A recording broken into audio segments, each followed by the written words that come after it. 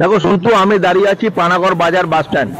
যে পানাগড় রাজস্থানের মরু অঞ্চলের সঙ্গে প্রতিযোগিতায় এগিয়ে আছে 46 ডিগ্রি। গতকাল দুপুর 2:30 নাগাদ তাপমাত্রার পারদ ছয় প্রায় 46 ডিগ্রি। এই এত গরমে সাধারণ মানুষ সকাল সকাল বেরিয়ে পড়েছে নিজের কাজের জন্য। কেউ যাচ্ছে, আমি বাস স্ট্যান্ডে দাঁড়িয়ে আছি, বাস স্ট্যান্ডের চিত্রটা একটু দেখাতে বলবো যে তারা বাস স্ট্যান্ডে সকাল থেকে নিজের গন্তব্যে যাওয়ার জন্য বাসের অপেক্ষা করছে।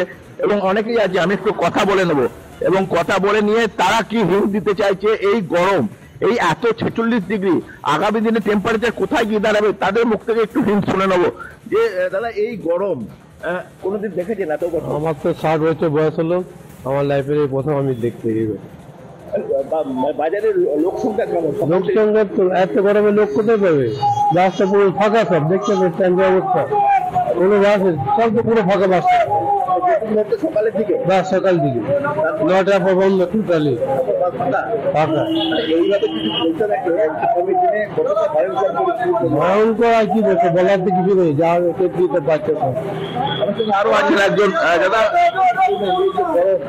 কারণটা কি মনে করছেন যে একটা পরিবেশগত সমস্যার জন্য?